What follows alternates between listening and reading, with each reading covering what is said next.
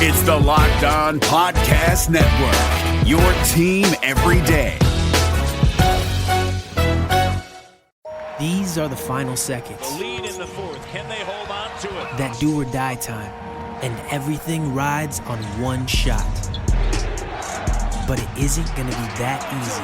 And it's a one-point game. This is down to the wire. They're going to try the three-point attempt. One shot to take you to the top. One winner. This is clutch basketball. That's the NBA playoffs. That's game.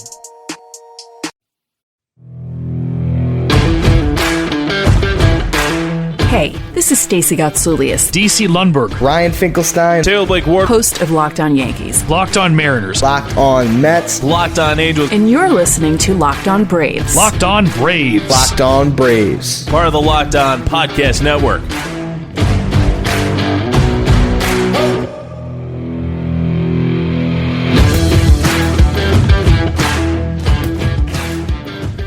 Braves take out a series worth of frustration in their final game in Pittsburgh. Doesn't really matter. Still a disappointing series, but at least we get to see a lot of runs come across the board as the Braves continue to hold on to hope just a little bit less each day. That thread of hope now about as thick as a spider's web, but I still don't think the Braves should be sellers. Why? We're going to look into that in today's episode of Locked On Braves. Today's episode of Locked On Braves is brought to you by the Locked On Podcast Network, your favorite place to go to for all of your sporting needs, whether that be MLB, NBA, NFL, hockey, college football, draft, I don't know. The point is, if there's a sport or a sporting event that you are particularly fond of, you're going to find a home here on the Locked On Podcast Network. Just follow across all of your favorite podcasting platforms, whether that be Spotify, Stitcher, TuneIn, iTunes, Amazon Podcasts, Pandora, wherever.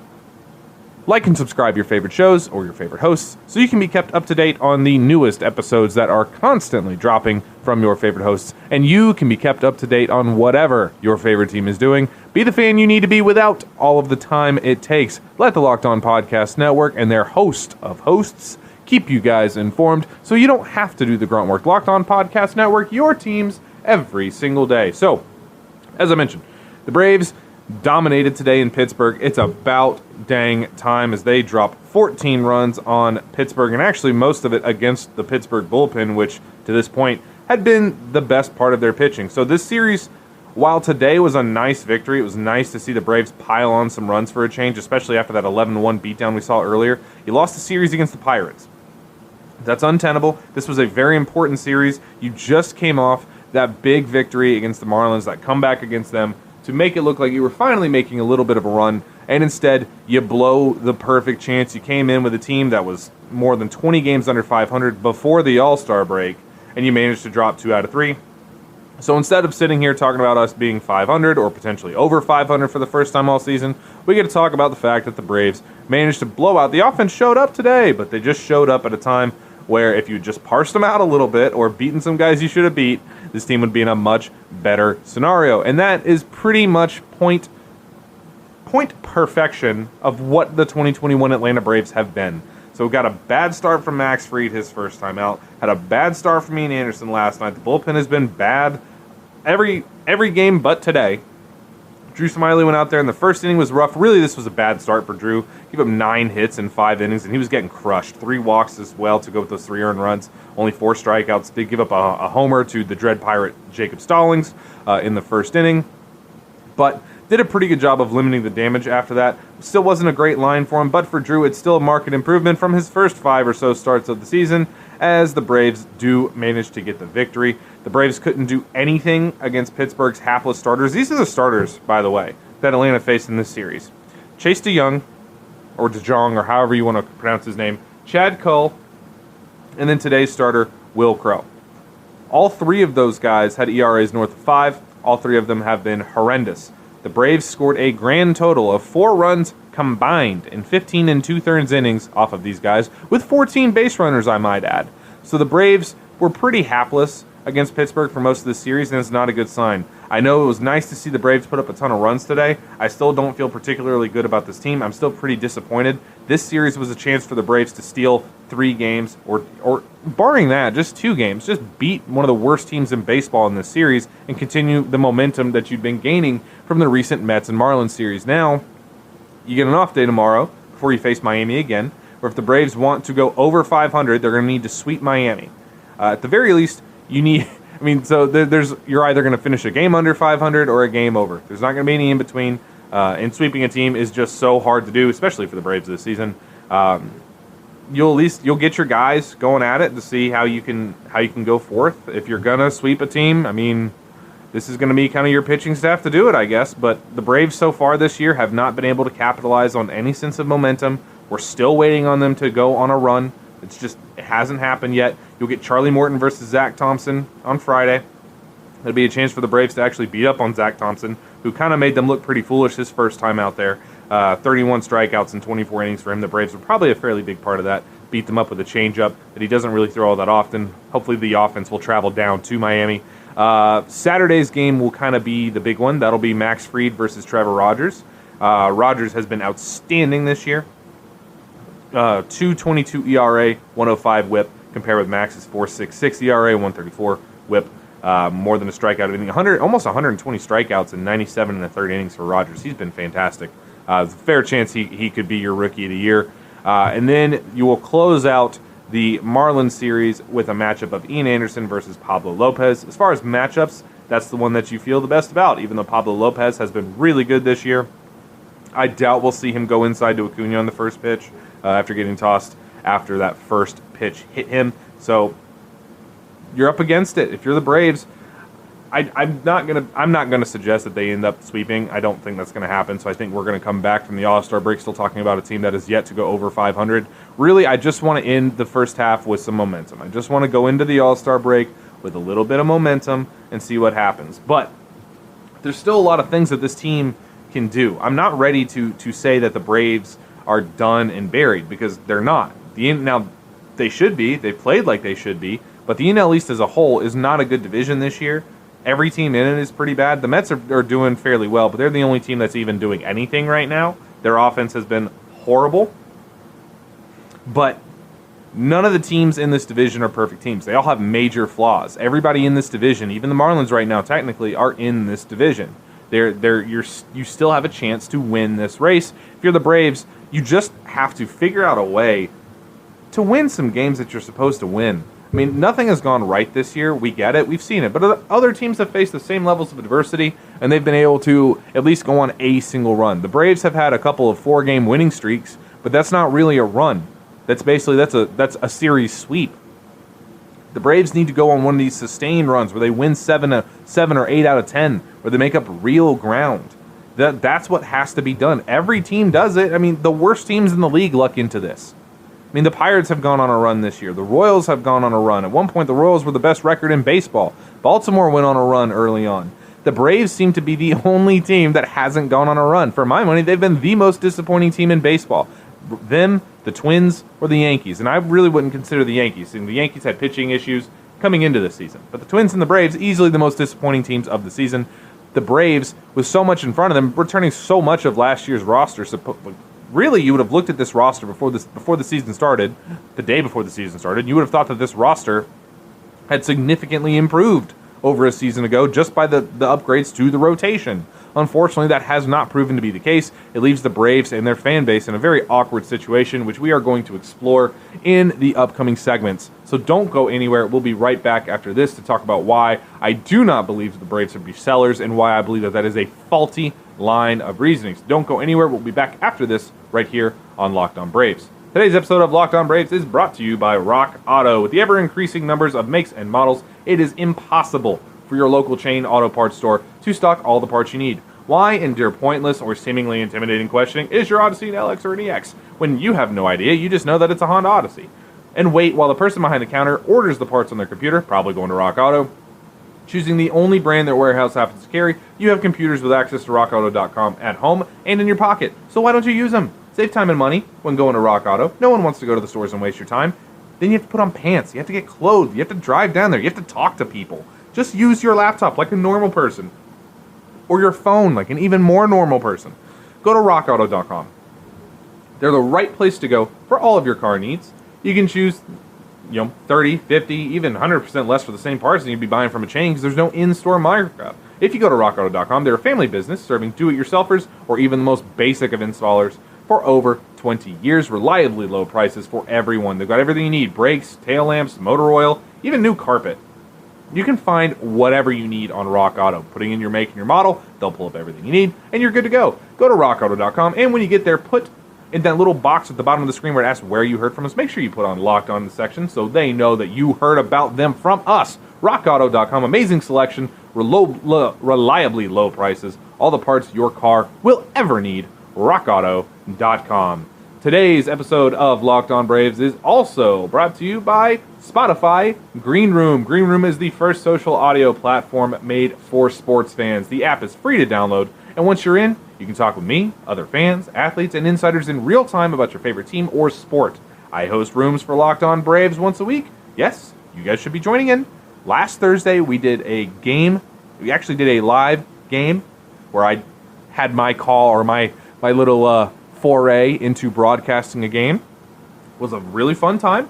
Had a great time doing it. We'll be doing this again tomorrow night, Thursday at 9 p.m. Now, no Braves game, so I'll have to figure out what else to talk about, but we'll find something else in there. If you're a Braves fan, make sure that you're logging in. Make your page now. Just download the free Green Room app, available on all iOS and Android devices. Make sure you create a profile, link your Twitter, and join whatever group you're looking for, whether that be NFL, MLB, NHL, for the latest league updates. Follow me at DylanXShort to be notified when my room goes live. I know you don't want to miss it. You all want to be in on it. It's going to be Thursdays at 9 p.m. Can't wait to hear all of your thoughts on the Braves and what they need to do, whether they should be sellers or buyers, which we're going to be examining in today's episode. Throwback to the first segment, Green Room, changing the way we talk about sports.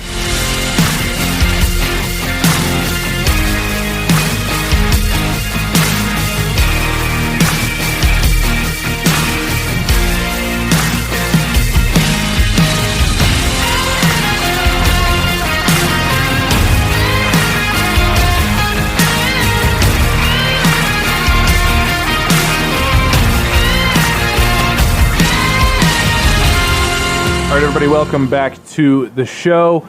As we said before the break, we're going to get into why I don't believe the Braves should be sellers, even though this year has really just been a monstrosity of a season.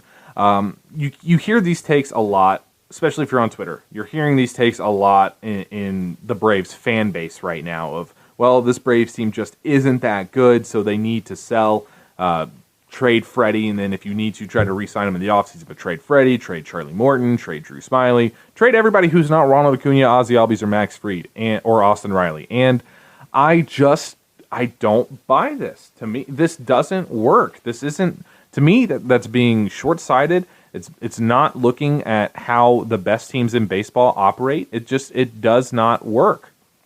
There's this idea that, because you still have a good farm system, maybe 2021 just isn't the year, but you still have a major window and a lot of people around. And this is something that prospect guys, and I consider myself a prospect guy. This is kind of the trap that we fall into the most. We are really into prospects, so we tend to overvalue our own prospects in relation to current major league players.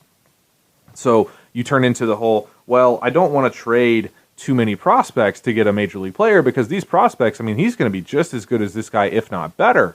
And while that's certainly the case sometimes, it's almost like we forget just how rare it is for somebody to be an above average major leaguer. The vast, vast, vast majority of prospects, if they make the majors at all, are going to be average major league players. That's it. It's that hard to be a major league player. That's why we have the term quad A player for guys that are great minor leaguers but aren't real major league ball players. Every guy you see in the majors at one point or another had a good minor league career. You don't get called up to the majors if you're not a good minor league player. It's just how it goes. Unless you're like a backup catcher, and even then you have some sort of redeeming quality. That's just kind of how this thing goes. That's why I hate the talk of windows, where the window of contention is 5 years or 6 years. If there's anything that you should learn from the 2020 Atlanta Braves versus the 2021 Atlanta Braves. It's that windows are a myth. And yes, I am quoting my own tweet that I put out there, which kind of encapsulated my entire feelings on this whole subject. You need to take advantage of everything you can do to make your team as good as possible if you've got any shot at a postseason. That's kind of, we keep saying that, well, this team, if they make it to the playoffs, they're not going to be that good. They can't beat anybody. I'm sorry, but that's garbage. We've seen worse teams beat better teams all the time, especially in Braves country. 2019, the Braves were a far better team than that Cardinals team. It didn't matter. The Cardinals won. The Marlins in our own division, they've won 2 World Series in their lifetime. Both times they were wild card teams. The Giants in 2014, wild card team.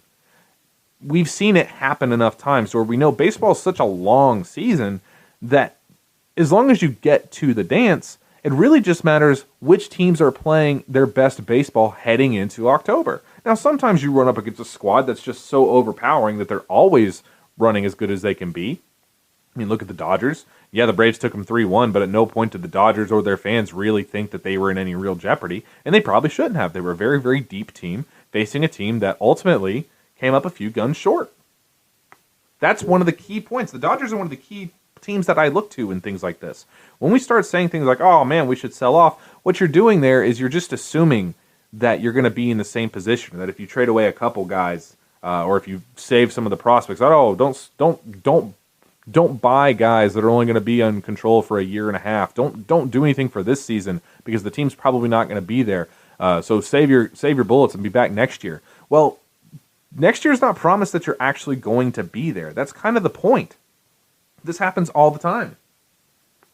The Mets in 2015, there's no way they would have thought that was the last time they'd be in the postseason for years. They thought that was going to be the start of a very long window.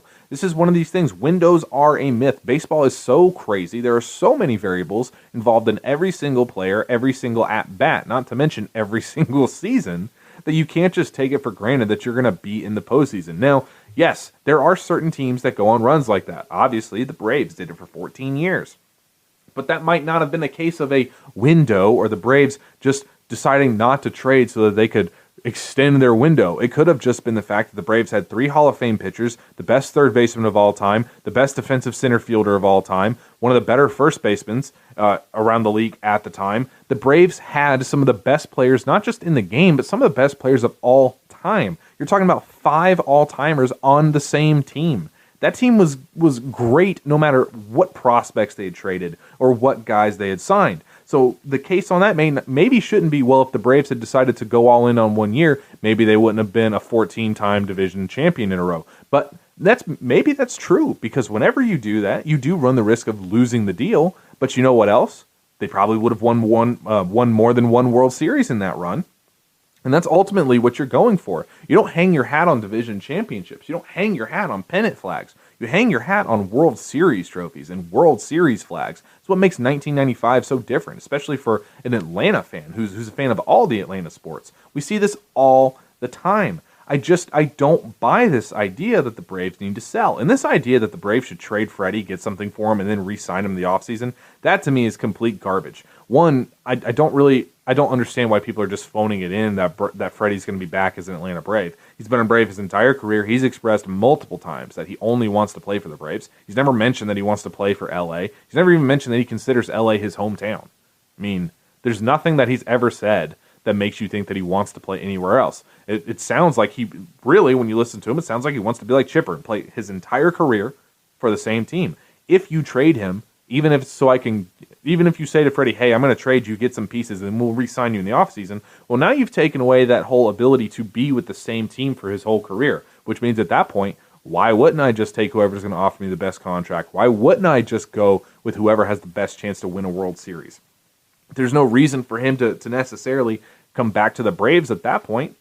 That's not really a good way to treat your superstars who've been with you all the time either. That's a different argument for a different day. But that's really not a good way to treat your players. But as to that Braves team in the early 90s, or through the 90s and into the early 2000s, maybe if they had tried to upgrade rather than sit on their laurels and just keep trying with the same rosters with 1 or 2 different players every single year, maybe they would have won more. Maybe we would remember them differently. Maybe you don't win 14 straight, but maybe you win 7 straight and you win 3 World Series. I mean, we all know they should have won in 1996. That was the best Braves team of all of them. Maybe they would have won in 98. Maybe they would have been able to hold off the Yankees a little bit. Maybe playing for the longest window actually hurts your team rather than giving you the best chance of success. Like I mentioned, last year was a prime example with the Braves. We'll get to this before we go to our next break and we continue on this talking point. The Braves knew that starting pitching going into this year, the Braves, in last year too, going all the way up to the deadline, the Braves knew starting pitching was their colossal weakness. But instead of going out and getting somebody like Lance Lynn or a Yu Darvish or any other great pitcher, instead they brought in somebody like Tommy Malone or Robbie Erlin. Cheap additions, and it did not work. It hurt the team, and it came back to bite you in the postseason where you had to run out 2 rookies, and you had to run out a reliever to start a game. And you can't do that because you didn't want to trade prospects. The Braves have traded exactly 1 top prospect in all of these trades. Colby Allard was the only prospect traded that was top 10 at the time. I believe Joey Wentz was 12 in the system at the time that he was traded to Detroit for Shane Green. But you traded those guys for relievers. You didn't bring in any real starters. You traded nothing to get in 2 nothing pieces in return, both of whom were so bad that they didn't play on the garbage teams that they were already on. Rather than address that immediate concern, they held prospects. They hoarded their prospects to keep that window intact. Oh, well, we don't want to hurt ourselves in the future by trading for somebody that maybe we only control for 1 year. Well, maybe if you had gone out and gotten a Lance Lynn, maybe you close out that series in 5 games against the Dodgers, and you get to go on against the Rays, who I do think that the Braves would have beaten.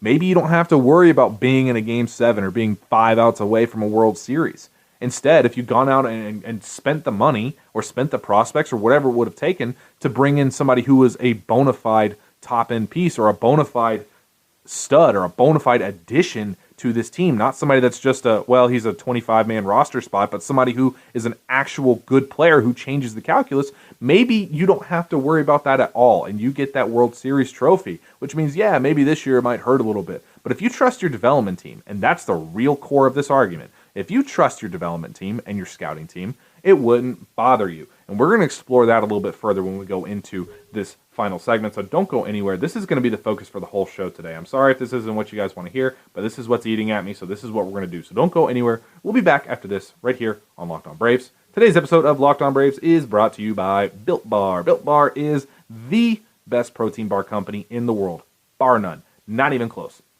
They are the absolute pinnacle. They are the peak. There is nothing better than a Built Bar for a protein bar. The texture of them is completely different from any other protein bar you will ever eat. So are the flavors, and they are almost all delicious. I did find one that I was not super fond of, but that's more me and not Built Bar's fault. If you don't believe me, go to BuiltBar.com, try them out for yourself, and use our promo code LOCK15, and you're going to get a nice little helping hand on your shipping. Go to BuiltBar.com. You can try them. You can try a whole bunch of different flavors. You create your own box. Find your flavors. I can guarantee you're going to like at least one of them. They are the perfect post or pre-workout meal. They are a great meal replacement. They are a great midnight snack. All of the above. Go to BuiltBar.com. Use the promo code LOCK15. Get some help on your shipping, and you will be part of the Built Bar Nation. Built Bar, building a better protein bar. Today's episode is also brought to you by BetOnline. BetOnline.ag is the number one only place I go to place online wagers. It's what I like to do, especially for sports that I'm trying to get into that I'm not super involved in. Something like, let's say, soccer, for instance, or in my case, hockey. What I do is I'll go and throw $5-10 on a game that I know nothing about, and it'll keep me interested in the game. If you find yourself having issues trying to make it all the way through some sport that you're trying to watch, then there's nothing easier, there's no better way than putting a little bit of money on it. And if you go to BetOnline, maybe you think that you're better or you know more about your team than the Sharps do, which, hey, everybody thinks that they do. Put your money where your mouth is. Go to BetOnline.ag, play all sorts of lines, and if you want to play a particular line and you don't see it on there, the cool part about BetOnline is you can actually get in touch with them, their customer service. You can tell them your idea for the line. If they think that it's a good line, they'll put it up on the site, and you can bet what you want to bet. BetOnline is the greatest place to go because they combine every line you could possibly need, whether you're a beginner or the most advanced of advanced, or if you just want to bet something crazy. They have prop bets, singles, parlays, whatever the case. Go to betonline.ag, play for yourself. You'll see what I mean. BetOnline, the best a man can get.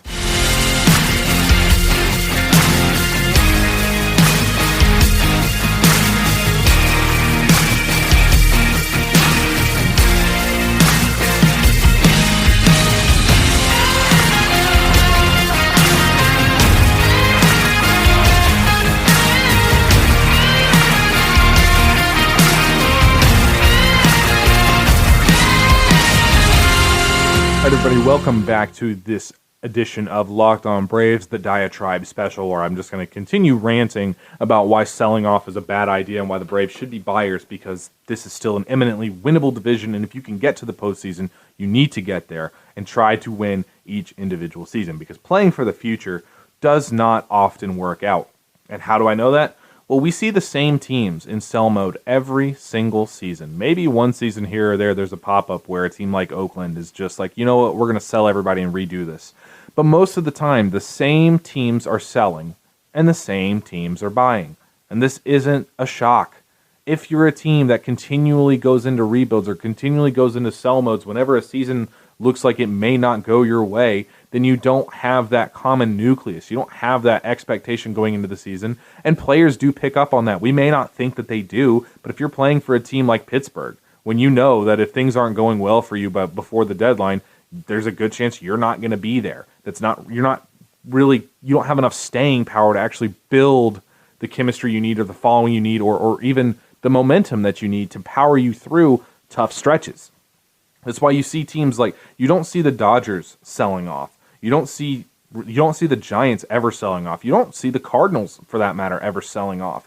You don't really see the Yankees sell off. They may say that they should. You don't see the Red Sox. You saw the Red Sox sell off some. I mean, they sold Mookie, but that was really the only piece, quote unquote, that they really sold off. You don't see the teams that are perennially playoff teams, you don't see them selling off because they have one bad year, because they think that even if they get to the postseason, they can't win. If that were the case, the Indians would have traded off everybody already.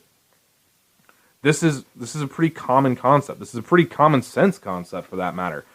You have to be able to build, and you don't know if you're going to be back there next year. It doesn't matter if you don't think if you don't think that you have as talented of a team as everybody else. If you can get to the postseason, you get to the postseason, because your team can go on a run. Your team might play up to their best. That team may play up to their worst. Who knows? But you have a higher chance of winning. You have to get to the postseason to win in the postseason. And just because you sell off for 1 year, but I didn't give up any of my main pieces, those main pieces still have to come up and perform. And I mentioned this a little bit in that last segment, but let's examine just 2020 for the Braves, for that matter. We talked about it with starting pitching. Everybody knew they needed starting pitching help. I mean, they were rolling out Robbie Erlin and Tommy Malone and a bunch of rookies all season long. Max was the only person who had any real experience, and he got hurt last year too. He had to basically carry the entire rotation on his back. So let's take a look, like, what would have happened if you had traded for Lance Lynn or Yu Darvish? Yeah, you probably would have lost somebody major, particularly in the Lance Lynn deal. Now, you can say all they want that Texas would have only accepted Ian Anderson, but that's not true. That's not who they got for him. That's obviously not the case. It's a case of you got to negotiate them down. They'd be stupid not to ask for your best pitching prospect. They'd be stupid not to shoot for the moon and expect you to talk them down. That's how it works. But you could have gotten him. Maybe it could have been based on Kyle Wright or Kyle Muller or Tucker Davidson or Drew Waters or Shea Langoliers or anybody. And what you're arguing against in that case is Lance Lynn is a fantastic pitcher. I don't know that I would call him like a top 10 pitcher in baseball, but last year he would have assuredly been the number one on this team. And he was he's a very good pitcher. There was a lot of strikes, would fit this mold perfectly. Is a guy that you put as a real top of the rotation pitcher. Would that have paid the ultimate dividends? I think it probably would have, because it bumps everybody else down a game, and it means that you don't have to cover as much. You're in a different setup. And maybe Kyle Wright or Kyle Muller or Tucker or whoever, maybe they become as big a star as Lance Lynn, who's not a real star, but is a very solid player. Maybe they're as good as him. Maybe they're more valuable than him. But you know what? The percentage of that is much lower than them being worse.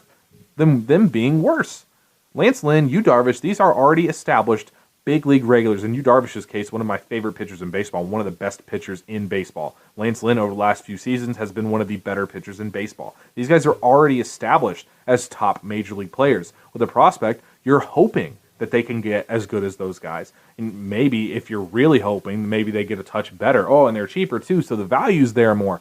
The problem is, that is not normal for prospects. The vast majority of prospects, if they make it to the major leagues at all, are going to be like your Drew Smileys, just average run-of-the-mill type of players. They're going to be your Dansby Swansons. They're going to be your Kevin Smiths, your just normal, everyday type of players, guys that aren't good, who aren't any impact. They're going to be like your Juan Lagares. You know, Same, and it's not just for pitchers. Same for Waters, for Michael Harris, even Christian Pache, who is my personal favorite. You guys all know I've never hidden my Pache love. If that's what it took to get Joey Gallo or Brian Reynolds, you got to do it. Maybe whichever one you give up, maybe they become an ultimate superstar. Maybe they become, a level of Ronald Acuna superstar. Maybe. But chances are they won't. Chances are they're not going to be better than Gallo or Reynolds. That's why you have to trade more prospects for major league talent. At some point, you have to take this ability. At some point, you have to trust in your development and your scouting team enough to trade these guys. You have to make a decision which guys are your key core guys. And that's true in the major leagues and in the minors and even in your lower minors. You have to figure out early on which of these is your person. Which of these are your guys? Who are the ones that you know without a doubt are not going to fail? And you have to be willing to run the risk of being wrong. And I think that that's what happens to Alex a lot for this team, and why a lot of people just keep saying, well, the Braves can sell this year and be back next year, because you don't want to be the ones to trade away a superstar. You don't want to trade Christian Pache and he figures out how to hit in another organization. Now all of a sudden he's a 7 to 10 WAR player. You don't want to see that. You don't want to trade away Michael Harris and he comes up and he comes out and he's what Jason Hayward was supposed to be for us. You don't want to trade away Drew Waters and have him go and become Bryce Harper somewhere. You don't want to see that happen, so you don't take the risk because, well, if he's going to be that good, he can just be that good for us. The problem is, as much as you or I or anybody may believe that that's the case, that is such a low statistical probability that is what they will turn into, that you're really doing a disservice to your fan base if that's how you think that you should market your teams. And you can point to the Astros getting a whole bunch of first round, number 1 overall picks and getting good. And that's true. But they also had to develop plenty of other players to reach that point. If they just had the guys that they had tanked for, Alex Bregman and Carlos Correa, and I don't know, I would say Kyle Tucker, but he hasn't really been much. But if they really had just the guys that they tanked for, then they still wouldn't have won anything. They still wouldn't have won a World Series because it took guys that they had to go out and acquire, big names. Zach Greinke, Justin Verlander, Garrett Cole. Charlie Morton wasn't big when they got him, but they had to go out and get people. It's not just your prospects, and it's not just scrounging the scrap heaps or taking somebody's garbage and you find a hidden gem. That's great when it happens. It's awesome. It makes you feel amazing. It's a huge rush to be able to find somebody that everybody else had said wasn't good and you turn them into a star. It's one of the coolest things about being a GM or about being a scout when you're on somebody that nobody else is onto. Like if Orlando Arcia truly comes out here and just dominates, then yeah, I'm going to feel even better about that than I would about predicting somebody like Christian Pache to have success because everybody's on Pache. But if I can get Arcia right, then man, that makes me feel good because I was the one on him and nobody else was. And GMs are normal people. They fall for that stuff too. The difference is you can't build your team around that, and you can't just assume that just because you or I believe in a prospect, that they're going to come out and they're going to be superstars. There's such a tendency in this day and age with all the data we have to overvalue or overestimate the actual talent level of these kids and to undervalue and underappreciate the talent level of major league players. You just assume that every prospect in your system, everybody in your top 10, is going to be better than this run-of-the-mill average second baseman that you're running out there, or at least in the Braves case, this pick whatever completely average player that starts on the roster. That's not normally the case. Normally that guy's going to be at least, normally if you're talking about a best case, if he succeeds, he's going to be that same guy, just cheaper, and you're just going to push that can on down the line. So yeah, maybe your window stays longer, but you're not actually becoming a better team, a team with more chances or a better chance of actually winning it all. And that's the point. Look at teams like the Dodgers. Look at teams like the Rays. The Rays, they don't hold on to anybody unless it's a generational type of talent. Or what they'll do is they'll find 2 prospects that aren't nearly the same caliber, but can do a couple things really well. And they'll pair them up so that they can get effectively the prospect that they traded away and get somebody else in return, like Taylor Walls. They're going to trade Taylor Walls. If you put Taylor Walls in 22 other systems, he's the number 1 shortstop prospect in that system. But Tampa, he's trade bait. Why don't they care about trading him? Because they trust their scouting. They trust their player development. The Dodgers, they give up their number 3 prospect to get half a season of Manny Machado a few years back? Didn't bother them at all. They just traded Alex Verdugo. Now, granted, that was to get Mookie Betts. But they traded Alex Verdugo for basically half a season of Mookie Betts. Why? Because they trust their development staff to find another Alex Verdugo if it doesn't work out. If you don't have that trust in your scouting and in your development staff, then you're not going to win anyway. And there's no point even holding on to the prospects you have, because who knows if your scouts were right about them even being superstars to begin with. You don't need to be the number one prospect. You don't need to be the best farm system in baseball. You don't need to be the worst either. But it is possible to be a very good farm system and to continually trade prospects to better your major league product. That is the point. That is the point of a rebuild in general, is to get guys, get your core pieces, and use your bounty to bring in people that make you better. The Braves have plenty of opportunity this year. They are not out of it by any stretch of the imagination. There are plenty of things that they can still do to win this division. They just have to have the stones to do it.